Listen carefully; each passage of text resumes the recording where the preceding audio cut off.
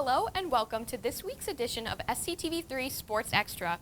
I'm Emma Bynes, bringing you the latest on all things Pride athletics. Here's a look into how Springfield College athletics performed this week. Women's lacrosse continued its hot streak with a 19-3 NUMAC win against Salve Regina last Saturday. Lily Johnson scores the first goal of the game by rifling the ball into the bottom right pocket of the net. Women's lacrosse plays its next matchup on Saturday at Clark. Men's lacrosse beat Emerson 20-6 in a NUMAC matchup this past week. Jake Degnan receives the ball, roll dodges his defender, and takes a low shot that finds the back of the net. That was one of his 4 goals in the game. The Pride play in a NUMAC matchup at MIT on Saturday. Springfield baseball went 2-2 this week, including a doubleheader split with Westfield State on Sunday. Pride second baseman Nate Garofalo slams a home run here to extend the Pride's lead in the second leg of Sunday's doubleheader, a game they ultimately won 6-5. Springfield will be at home on Saturday for another doubleheader, this one against Wheaton, with first pitch of Game 1 set for noon. During spring break, the teams had the opportunity to spend a week in Florida competing against other schools while soaking up the sun. SCTV3's Kyle Valentine spoke to a couple athletes about their spring break experience. For spring break, Springfield had multiple athletic teams travel to Florida to compete in warmer climates. Let's see what some of the players had to say. So you guys just went to Florida, so what are some highlights that you had? Last year we had a tough game against Hope. We wanted to come out and really play hard against them this year, and we definitely did. We ended up beating them, so that was definitely a highlight of the week. Yeah, it was an awesome experience. We headed down to Orlando Saturday before break, and we got there. We have a big house that we all live in together, so it's a great bonding time.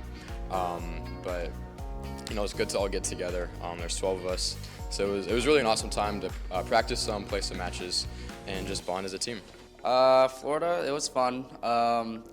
We didn't end up snagging a win down there, so that was a little tough, but just building team chemistry that was a big part of it. I know Chris had touched upon beating Hope. That was a big win for us that we wanted to bounce back from last year, but big highlight just being in the house with the team. Like, we build a lot of connections and we get a lot closer, and it's great like rolling into NUMACs and more games later in the year. How do you think it helped living with your teammates and just really like always being with them? So we got to learn a lot about each other, things we didn't know. We got to see how each other lives, we got to how each other eat, and it influenced one another. Spending every single day together, it's really awesome. You get to know each other more, especially the first years who, you know, they're new to the team. We get to spend a lot more time around them, learn a lot about each other, grow bigger connections, so it's awesome. I mean, we cook together, we play beach volleyball, we go to the pool, we go on walks. I saw that you actually just had 100 career hits, is that right? Tell me a little bit about that. It was awesome. Definitely couldn't have done it without my teammates. We work hard every day, so just that in and out grinding helped me get there. And you missed all of last season with an injury. Can you tell me about how the first career start was down in Florida? Yeah, so the first career start, there were nerves going, but I was kind of just, locked in, not really thinking too much about it.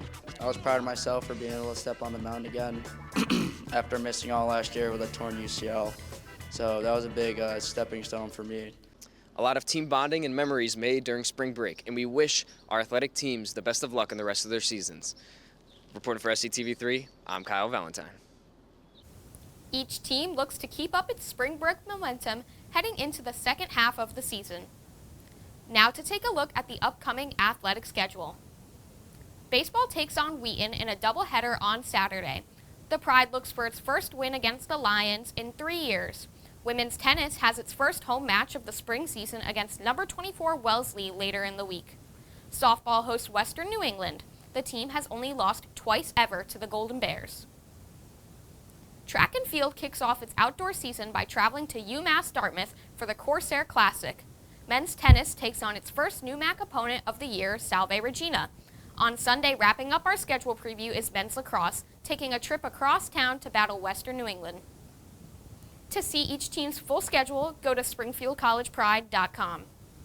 That'll do it for this week on Sports Extra. Stick around to see how well students really know Dr. James Naismith.